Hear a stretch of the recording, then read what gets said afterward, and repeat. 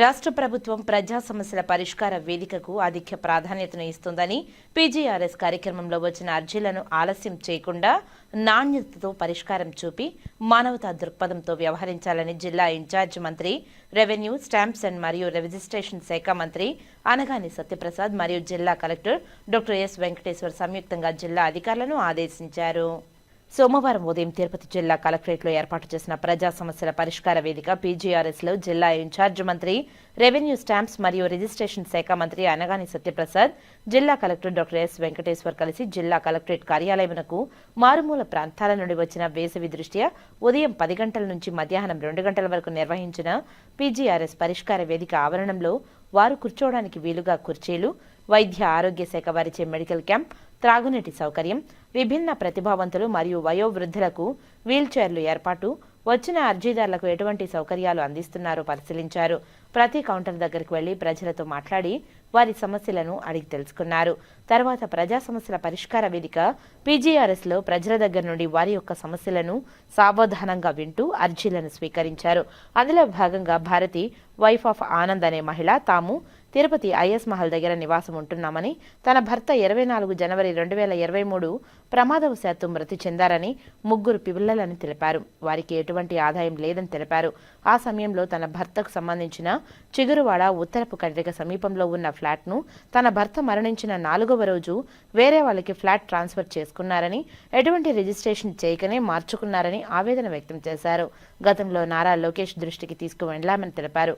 అప్పుడు సంబంధిత శాఖ వారికి రిజిస్ట్రేషన్ను రద్దు చేసి న్యాయం చేయాలని ఆదేశించారు. అయినా అప్పటి అధికారులు రిజిస్ట్రేషన్ రద్దు చేసినట్లు తెలిపారు. కానీ తమకు న్యాయం జరగలేదని, ఎదురు చూడడం తప్ప ఏమీ జరగలేదని వారు ఆవేదన తెలియపరిచి తమకు ఫ్లాట్ వచ్చే విధంగా న్యాయం చేయాలని మంత్రిని కోరారు. భారతి అనే మహిళ మాటలు విన్న మంత్రి మరియు కలెక్టర్ సంబంధిత రిజిస్ట్రేషన్ అధికారిని పిలిచి ఈ సమస్యను వెంటనే పరిష్కరించాలని ఆదేశించారు. విభిన్న ప్రతిభావంతులు మరియు వయోవృద్ధులు వారి నుండి సమస్యలను అడిగి తెలుసుకుని వారికి తగిన న్యాయం చేస్తామని వారికి తెలిపారు. అలాగే మిగిలిన వారి వద్ద నుండి అర్జీలను స్వీకరించారు. జిల్లాలోని డివిజన్, మండల స్థాయి వరకు ఆర్డీఓలు, తహసీల్దార్లు, ఎంపీడీఓలు తదితర అధికారులు వీడియో కాన్ఫరెన్స్ అనుసంధానంతో అర్జీదారుల సమస్యలపై అధికారులతో అక్కడికక్కడే వర్చువల్ విధానంలో మాట్లాడి పరిష్కారం చూపుతున్నామని తెలిపారు.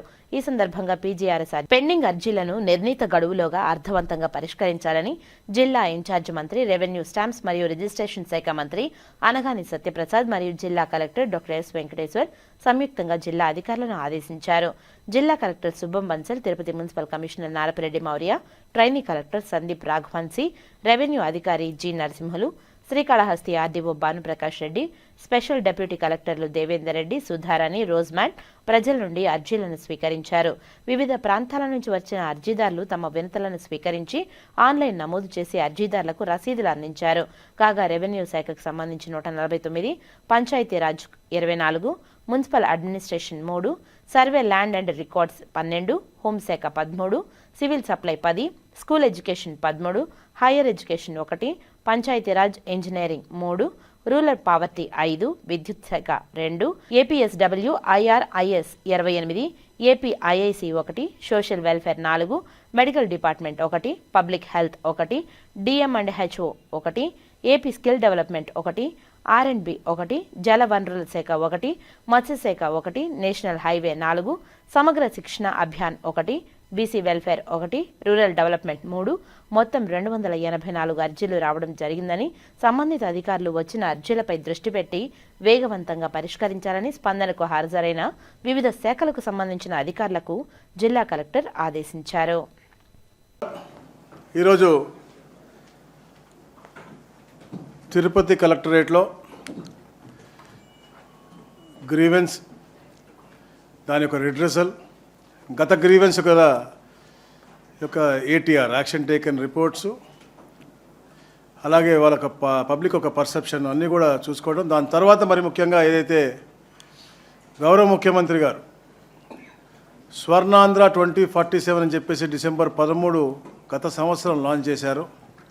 దాని యొక్క district vision action plan unit ఈరోజు ఆ మీటింగ్ ఒకటి ఏర్పాటు చేసుకోవడం జరిగింది. గౌరవ ముఖ్యమంత్రి గారు ఒక విజనరీ లీడర్, ఏదైతే ప్రధానమంత్రి గారు వికసిత్ భారత్ అని చెప్పేసి 2047 అని పెట్టి మనకి స్వతంత్రం వచ్చిన 100 సంవత్సరాల తర్వాత, అంటే ఒక శతాబ్దం తర్వాత ఈ దేశం ఎలా ఉండాలి, అగ్రస్థానానికి ఎలా వెళ్ళాలని చెప్పి తపంతో పనిచేస్తూ ఉన్నారో, గత పరిపాలకులు చేసిన విధ్వంసాల నుంచి పునర్నిర్మించి మంచి పునాదులు వేసి ఈ రాష్ట్రాన్ని కూడా అగ్రస్థానానికి తీసుకెళ్ళాలి ఈ దేశంలో అని చెప్పేసి ఇక్కడ చంద్రబాబు నాయుడు గారు, పవన్ కళ్యాణ్ గారు పెద్ద ఎత్తున ఒక ప్రణాళికతో ఈ కార్యక్రమం చేపట్టారు.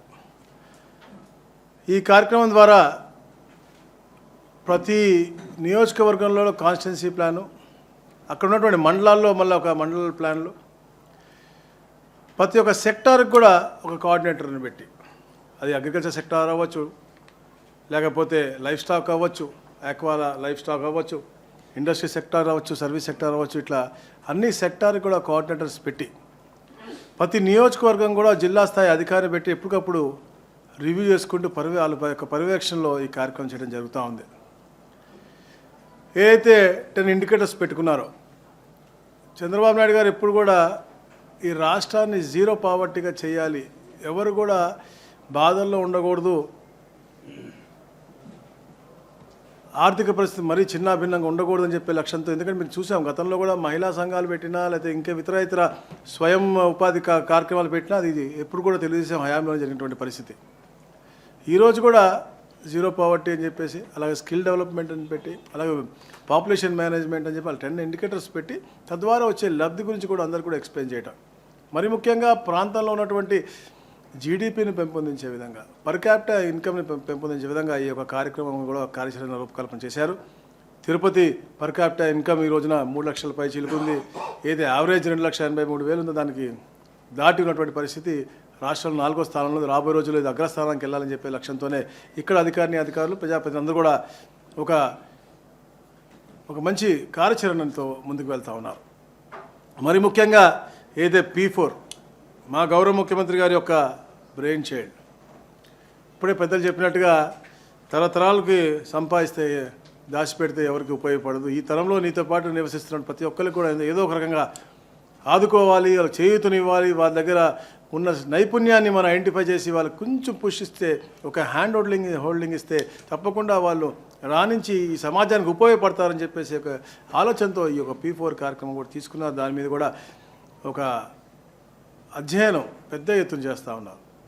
ఏదైతే అగ్రస్థానంలో ఉన్నటువంటి 10% ఉన్నారో వాళ్ళని మార్గదర్శులుగా పెట్టుకుని బంగారు కుటుంబాల కింద ఉన్నటువంటి 20% అప్లిఫ్ట్ చేసే విధంగా, ఆర్థికంగా అవ్వచ్చు, చదువు పరంగా అవ్వచ్చు, వాళ్ళు నివసించే పరిసర ప్రాంతాల పరంగా అవ్వచ్చు, అన్ని రకాల్లో కూడా మెరుగైన జీవన పరిమాణాలు ఇవ్వాలనే లక్ష్యంతోనే ఈ యొక్క కార్యక్రమం చేసుకున్నారు. దీని మీద పెద్ద ఎత్తున, ఎందుకంటే విజన్ అనేది ఇంతకుముందు నేను చెప్పాను 2047, ఆ రోజున విజన్ 2020 అంటే చాలామంది నవ్వారు. కానీ ఈ రోజున హైదరాబాద్ ఆ స్థాయిలో ఉంది అంటే, విదేశాలను మించిన స్థాయిలో ఉంది అంటే మన కొన్ని ప్రాంతాలు అది ఆ రోజు వేసిన పునాది. అలాగే ఈరోజు 2047 పునాది వేస్తున్నారు. అలాగే ఈ మార్పు కూడా మనిషిలో ఆలోచన మార్పు రావాలని చెప్పేసి ఈ యొక్క P4 కార్యక్రమం తప్పకుండా దీంట్లో అందరూ కూడా భాగస్వాములై ముందుకు వస్తూ ఉన్నారు.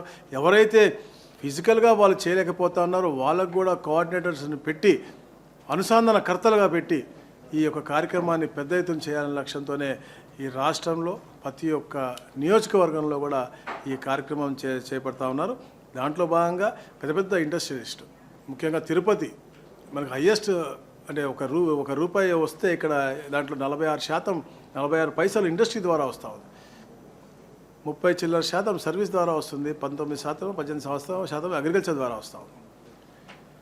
సో ఆ ఇండస్ట్రీస్ ఏదైతే ఇక్కడ ఉన్నాయో వాళ్ళ దగ్గర ఉన్నటువంటి CSR ఫండ్స్ కూడా వాడి ఇక్కడ ఈ ప్రాంత జీవన పరిమాణాలు మెరుగు చేసుకుంటూ ఇలాంటి మంచి కార్యక్రమం ఏదైతే ముఖ్యమంత్రి గారు సూచించారో వాటిలన్నింటిలో కూడా వాళ్ళని కూడా భాగస్వాములు చేయాలని చెప్పేసి కూడా అందరూ ప్రజాప్రతినిధులు కోరారు. మేము కలెక్టర్ గారు కూడా ఒక మంచి ఆలోచనతో ముందుకు వెళ్తా ఉన్నాం. ఇక్కడ ఉన్నటువంటి ఇండస్ట్రీస్ ప్రతి ఒక్కరిని కూడా ఒక సపరేట్ మీటింగ్ పెట్టుకుని, వాళ్ళందరూ రాలేకపోతే జూమ్ కాల్లోనే పెట్టుకుని వాళ్ళకు ఉన్నటువంటి అవైలబుల్ ఫండ్స్ అన్నీ కూడా ఈ ప్రాంతంలోనే ఖర్చు పెట్టే విధంగా, ఎందుకంటే నేను చాలా పెద్ద కంపెనీస్ ఇక్కడ ఉన్నాయి. మనకి శ్రీ సిటీ ఉంది, హీరో కంపెనీ ఉంది, ఇలా ఒక N number of big companies are there. మన ఎమ్మెల్యేస్ కూడా సూచించారు. వాళ్ళందరినీ కూడా దీనిలో భాగస్వామ్యం చేసి ఈ ప్రాంత అభివృద్ధికి, అలాగే ఈ యొక్క సీఎం గారు బ్రెయిన్ చైల్డ్ P4 కూడా మేము చేస్తామని చెప్పేసి కూడా తెలియజేసుకుంటూ, అలాగే ముఖ్యంగా ఈ ప్రభుత్వం ఎప్పుడు కూడా ప్రజాహితం కోరి పనిచేస్తూ ఉంది. గత ప్రభుత్వం చేసినటువంటి విధ్వంసాల నుంచి పునర్నిర్మించుకుంటూ ఈ సంవత్సరంలో అద్భుతంగా ముందుకు తీసుకెళ్తా ఉన్నాం. రాబోయే తరాలకు మంచి జరిగే విధంగా తీసుకెళ్తా ఉన్నాం. అందుకనే ఈరోజు తొలి అడుగు కార్యక్రమం, పరిపాలన తొలి అడుగు అనే కార్యక్రమంతో పాటు మేము కూడా ప్రతి ఒక్క కుటుంబం దగ్గరికి వెళ్ళి వారి సమస్యలు తెలుసుకుని ఇంకేమైనా పరిష్కరించాలా అని చెప్పేసి కనుక్కొని కూడా అవి కూడా పరిష్కరించే దిశగా మేము ముందుకు వెళ్తూ ఉన్నాం. ఏదైతే సూపర్ 6లో చెప్పామో ప్రతి ఒక్క కార్యక్రమం కూడా మేము పూర్తి చేస్తూ ఉన్నాం. ఫైనాన్షియల్ కన్స్ట్రెయిన్స్ ఉన్నటువంటి చేసాం, లేనటువంటి కూడా చేసాం. ల్యాండ్ టైటిలింగ్ యాక్ట్ రిపీల్ చేసాం, అన్నా క్యాంటీన్ పెట్టాం, ఉద్యోగ అవకాశాలు కల్పిస్తాను, డిఎస్సి ఇచ్చాం. ప్రతి ఒక్క కార్యక్రమం కూడా చేశాం. ఈ రోజున తల్లికి వందనం, ఎంతమంది పిల్లలు ఉంటే అంతమంది పిల్లలకి ఇచ్చిన తర్వాతనే ఈ యొక్క అకాడమిక్ ఇయర్ స్టార్ట్ అవుతుందని చెప్పాము. అట్లనే చేశాం. వచ్చే నెల రైతుకు కూడా ఇవ్వబోతా ఉన్నాం. మహిళామ తల్లికి ఉచిత బస్సు ఇవ్వబోతా ఉన్నాం. ఆటోలకి ఇస్తాన డబ్బులు 15,000 కూడా ఇవ్వబోతా ఉన్నాం. నిరుద్యోగులు కూడా అంటే ఇట్లా అన్ని కార్యక్రమాలు ప్రజాహితం కోరి. ఎందుకంటే Chandrababu Naidu is a wealth creator.